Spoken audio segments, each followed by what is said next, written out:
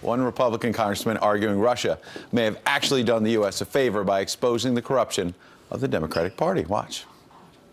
I'm all for doing what's necessary to protect the election here, but there's no suggestion that Russia hacked into our voting systems or anything like that. If Russia succeeded in giving the American people information that was accurate, then they merely did what the media should have done.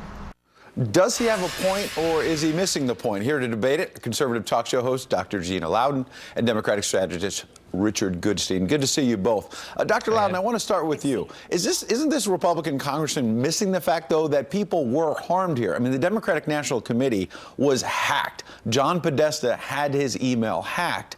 That seems to get lost in some of those comments.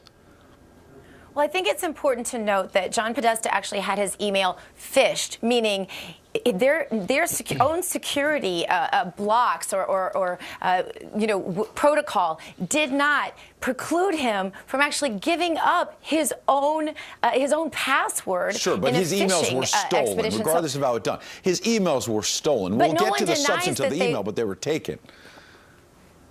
They were, but this is the thing. No one is denying that they're true. No one is saying that anything that was released is untrue. And you have to consider, too, Ed, that there are other sources that collude with the fact that there was a lot of corruption going on within the Democrat Party. There were the James O'Keefe tapes, of course. There was the quid pro quo. Why can none of us say that? Quid pro quo that Fox News uncovered. And so there were a lot of instances that said, hey, there's a lot of corruption going on within the Democrat Party, and the mainstream media was doing nothing to expose it. Richard, your chance to respond. Yeah. Couple things. First, I've heard Gina and other Trump surrogates say that somehow Podesta had this coming. That would be like Richard Nixon saying that, oh, this Watergate break-in was nonsense because if the DNC had only had better security, my goons would never have gotten the materials from the Watergate. That's what we're hearing. One. Two, imagine, Ed, if criminals, Russian criminals, had gone into Trump Towers and stolen Donald Trump's tax returns for the past 20 years and made them public. Would Congressman Franks say, hey, they were just doing what the press should have been doing? What are they saying? That the press should have been stealing? We're using hacking. It's stealing. Is that what they're saying, that the press should be stealing information and putting it out there willy-nilly? I don't think so. I'm going to come back to Richard on the substance of the email so we can get that in there as well. But, Gina, there's a fair question there. If the Russians had gone into Trump Tower and stolen the tax returns, you'd be okay with them being put out there?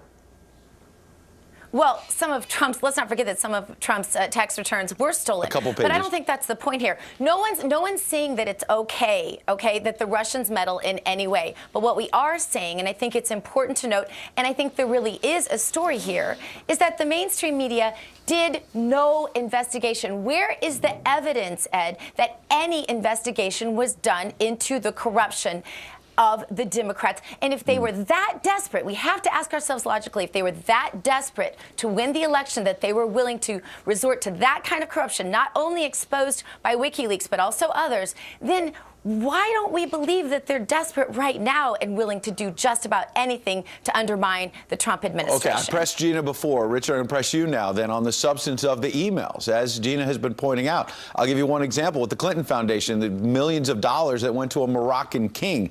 We didn't know about a lot of that until we saw these emails. The substance of the emails were not pretty for the Clinton team. Right. So what you're saying, Ed, is that stealing somebody else's private information, the ends justify the means, right? I actually heard very little on this and other networks about what we call a classic textbook pay for play, which is Donald Trump giving money to Pam Bondi, the Attorney General of Florida, so that she could shut down an investigation of Trump University, okay? All the stuff about Morocco. Incidentally, there was zero that came out from WikiLeaks or anything else that tied any official actions by Hillary Clinton to anything done by the foundation. She was dissociated from the foundation. I mean, we could relitigate it. The fact of the matter is, what Congressman Franks is saying is the media should be stealing information from whoever they want and putting it out there. And I'm suggesting to you, and even Gina would agree, that that's wrong. If it was Trump, if it was Clinton or anybody else. I don't think Fox wants to have dirty hands, nor does anybody else. Gina, 15. And yet everybody feels like, oh, it's fine, whatever, it's out there, let's just go with it. Gina, 10 seconds for you. I think we expect our enemies to do things to sabotage our system. What I don't think we expect is for that party, the Democrat Party, to be so corrupt and for the media to collude with them and not even investigate the corruption that was happening. Richard, we'll have to leave it there. You both got your points in there. Happy New Year to both of you. Appreciate having you on. Happy New Year to you. Still ahead.